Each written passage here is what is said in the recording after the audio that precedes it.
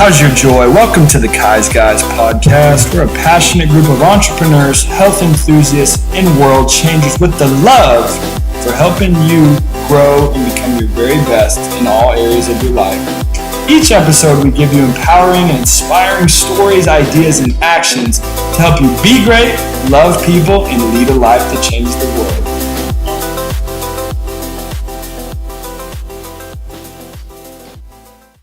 How's your joy? It's your boys, DJ PJ, aka Pastor Peach. What's up? I'm Jeff. We're a few of the many, the wonderful KiZE guys. Here we are again, another episode.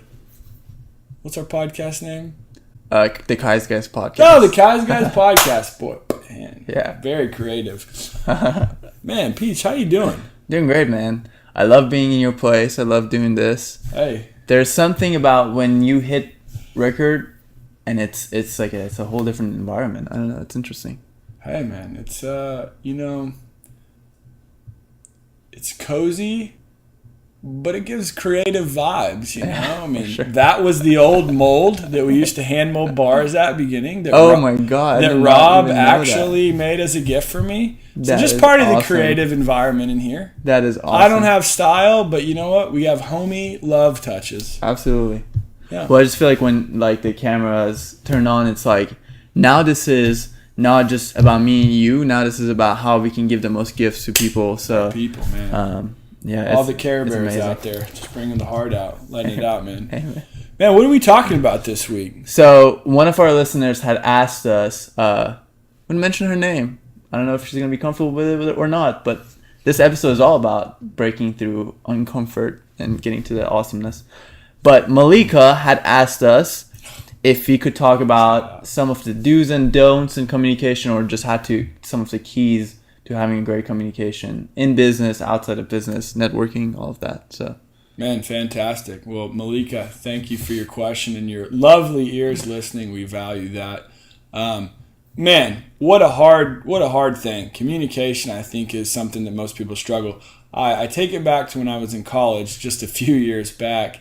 And I always remember that was the number one thing they said that employers look for. And I was always like, that makes no sense, because you never think about that when you're young. But as I've gotten older, I've realized communication is the key to great relationships. The greater I am at communication, the greater my relationships are.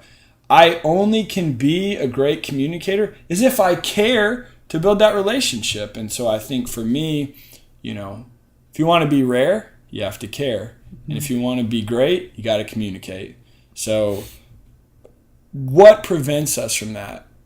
You have an interesting experience being born in another country. I know actually Malika shared that same thing. What are some of the struggles that you had communicating, and how did you overcome that? And just to generally say, it would be fear. And in particular, I remember when I first moved to the United States, it's part of your human nature to want to be accepted and cared for. And for me, I was really fearful about how I communicate and whether or not my communication would lead me to be isolated or be accepted by the group. So I used to think a lot about what I say, how I look, and it actually stole me from me. And by that I mean it made me fit all these different boxes that weren't actually in line with my truth. So, but yeah, at the beginning root of it was fear, and fear of being misperceived, fear of being judged, fear of being isolated. So no, great point. And I think one thing that fear doesn't always stand out in, but I think the biggest culprit, what I found, especially with young people in communicating, is awkward. Yeah, definitely. Hey, why didn't you say it? This would be awkward. Hey, you're venting on the side. Oh, well, did you tell him? Well, no. Well, why didn't you tell him? It's obviously eating you up and it's bothering you. Oh, well, that would be awkward. And I mean, I've seen it a million times, and I've heard it a million times, and I've been a part of some with myself. Is none of us want to rush forward and have the awkward conversation, but there's a really, really great thing that's on the other side of the awkwardness, and that's the awesomeness that comes from facing that awkwardness head on punching it in the face and getting to that awesomeness. And the awesomeness is you and that person understand each other more. And when there's understanding, you're on a closer path to so many wonderful things that come with a great relationship. But so many times we assume, and we all know what to say when you assume, and then it's awkward. Yeah. And so what happens when we're awkward is we don't say anything, and it still bothers us, which is not good for us, right? We got to let it out. Right. And so there's a healthy way to communicate and let it out.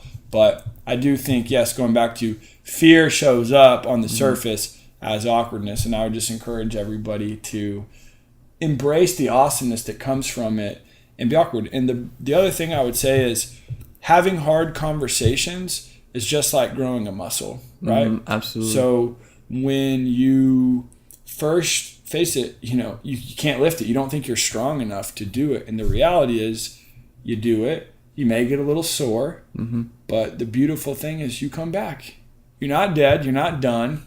You come back to move forward and do that. And over time you get strong. And I know for me, if I would have not had the intention to try to be a better communicator, we would have never, ever have made it off the ground. Right, absolutely. And I would never have a lot of the great relationships that I have today. It was only because I had to. Yeah. You're out there in a world that you don't know and you don't understand. And much like coming to another country, quitting your job and going to an industry you know nothing about, a role you know nothing about, man, it's all awkward. And it's like learning a new language. But I think there's so many great people out there that are ready to want to help you, that they want to reveal themselves to you whether they know it or not. And a lot of us are guarded. But I think, when you embrace the awesomeness and knowing, man, I want to have great relationships because I love people, man, it's a good thing. Yeah. So you always have this saying that it's stuck with me for a long time. You say, in order to say no to the small things, you have to say yes to something bigger. So it's like, in order for you to be like, okay, the awkwardness, the momentary awkwardness is not a big deal to me, you have to say yes to, I want to have awesome relationships in my life, which allows you to get through those awkward stages. So you're telling me Jeff Reagan, king of being able to get through awkward conversations, at one point had an uncomfortable time having awkward conversations? Well, there is no king of great things, but I don't see awkwardness. Yeah. I think that's one thing. And just like you said, I have a very strong vision that I'm very authentic with is, man, I love people. And the thing is, I've just learned, whether it's someone I've known for 20 years, 10 years, or 5 minutes, the ability to strengthen those relationships are going to be the ability to communicate. Yeah. And I think I would say, 5 years ago, I was not having conversations because it's easier to avoid it, right? In the short term. Yeah. It's a very instant gratification. I'll just let this go and hold it in. But ultimately, I've always found things unaddressed don't necessarily go away, and usually they get worse. Yeah. And so just learning how to communicate, but coming from a place of love and a healthy respect, and just saying, listen, like, we're on the same team, we're on the same page here. Let's work through this to find something better. Because ultimately, that's what we're here for, right? To live the best life possible, to help people live the best life possible. And I mean, if you can't communicate, it's going to be very lonely, and it's going to be very limiting, and it's not going to allow people to live the love and joy-filled life, because it is about relationships, right? And even in the relationships when, you go to the store, or you go, you're out in a public place and you run into someone, the ability to say that is part of the change. You ever go to a big city and you walk in, what do they all do? Nobody's looking at each other. Like, we're all robots, we're all this and that, versus like, hey, that's a form of communication. It's a better form of communication. A smile, a wave, it goes a long way. Yeah. And people, it's easier now to not communicate and be in that zone of like, you got your pods on. You're not not even looking. People aren't even looking now. You're listening to us when you're walking down the street. Shout out. That's a good choice. Yeah, that's not. Yeah, so joking, but yeah, I think communication, and I'm not around that many younger people, but I feel like generations that are coming up are going to get really affected by not being able to communicate through verbal language. So what do you think about that? No, I think that's a real problem for future generations, and I think it's shown itself now. Yeah. Unfortunately, I think people that have grown up in their formative years, in their teens, that are very text or computer dominant, they get into the real world and they want to hide behind that. And ultimately, that's still not the main driver. And even if you can be effective in ways behind that, you can't be intimate. You can't be deep, right? Mm-hmm. And I think we all have a need and a longing for more intimacy. When I look at all the great relationships in my life, one thing I've learned lately is there are those few people that I can talk about anything at any time. Right. You're a great example. We can talk about anything, and we do. And half the time, it starts in one way and it goes whatever. Yeah. But the reality is, it's always comfortable, even if they're not surface level topics. We can go deep. We can go random. It can stay, at the shallow. But there are people that, and I love them to death, and I've been friends with them for 20 years. Yeah. You talk about weather. You talk about sports. You talk about food.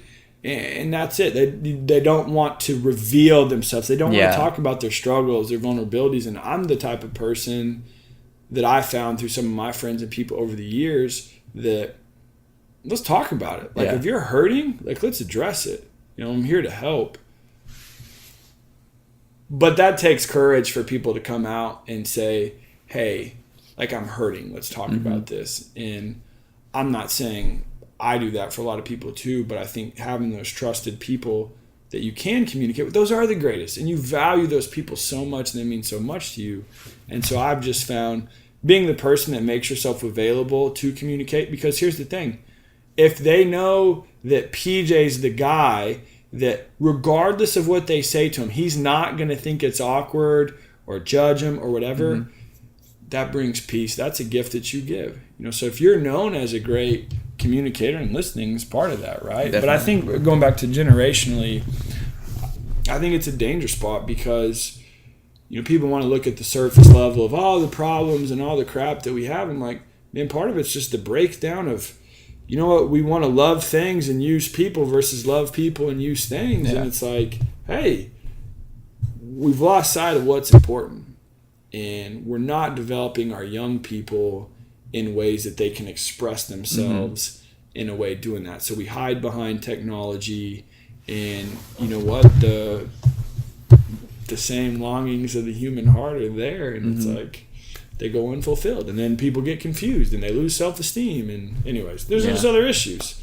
But back to communication, that can be solved. We can be changed. And I think it takes an other's focus. And I think it takes that awesome mindset. I want to have awesome relationships. Just to recap, I think first you start with the mindset. Mindset is, I want to have awesome relationships, and knowing that you're coming from a place of love and grace, so to speak, in every relationship that you go to. And then another mindset would be knowing that great relationships equal a great life, and great relationships need great communication. So all those basically make a great life, I think. And then knowing that on the other side of awkwardness, there's awesomeness, and that you both come from a athletic background, I would say, and they always tell you don't look for results in the first 4 weeks. And I feel like that's kind of the same in relationships, and those awkward conversations. Hey, the fruits of this, you getting through this, are going to come down the road, and you're not going to see them right at this moment. But if you're not trying to get instant gratification in this moment and you just keep going, it'll come. I don't want the now, I want the wow. Right? Yeah. I don't want the instant, I want the most awesome, And I think once you have that vision, then the next part of that is, what's holding me back from that? And that's where, if you have that awareness of, it's really the fear, because what does really awkwardness mean? What does it mean? Are you asking me right now? If you want to answer. Yeah. Well, no, I want you to continue your thought. Yeah.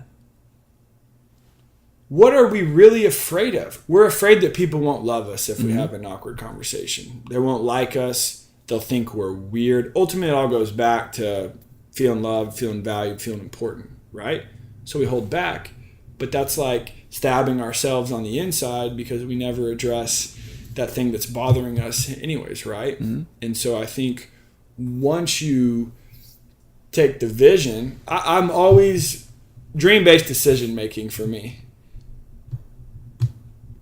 Having that vision, okay, how do I get there and what's in the way? And it gets very simple. We just move along the process. It doesn't mean it's easy every step of the way, but like anything, you get habitized and you grow, and there's just have a fuller, more richer life for that. And so, wanting people to have that.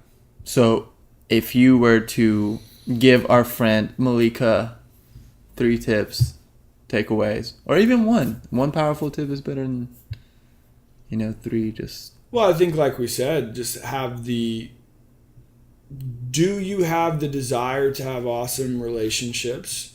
And if you do, knowing that communication is going to help you bridge that gap. If that answer is yes, then what's in the way? And then when you address what's in the way, then work through it. And if you don't have the answer and you're not comfortable, find somebody that you think is a good communicator and have them help you. I think that's the thing for me is I learned to be a better communication by wanting to, by being around other people that were good communicators. And I'll make a transition, not just on, the awkward, hard conversation, but on the flip side of awesome conversations. Most people in a social situation, what's the first thing they say to a new person? What do you do? What do you do? Yeah. Man, but that doesn't really let me express who I am, right? And so I hate that question. Oh, what do you do? I'm a janitor. I don't even know how to answer that. I might ignore that now. But tell me about yourself. Who are you? What are you passionate about? What do you enjoy? That's a great start. That would probably be my advice if you're looking to do that, is when you really get to know people. And I love finding what makes people come alive.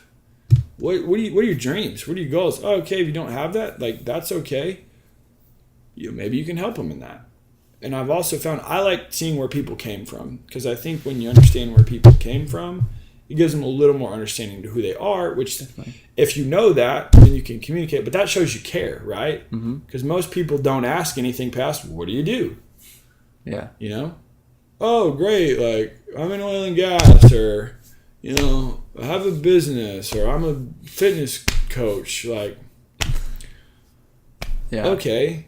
But I like that guy that I see comes alive when he talks about fishing. I'm like, tell me more about fishing, man. Yeah. And you always learn something. It's always interesting. And then, it's just a way you can give to that person in the future. But anyways, probably not a good answer. No, it was great, man. It was truth. So, hey, I appreciate your time. We're trying to reduce the time of these podcasts just so we can bring home a clear message in a shorter time to save you guys time and deliver knowledge. So, man, appreciate your time. Until next time. Peace. Well, my friends, just remembered, you are loved. Go out and be great. Love people. Live like you know you're loved. Live like you know you're great. Go out and be great. Love people. Spread joy. And lead a life that changes the world. Till next time, we love you. Zooks. See you.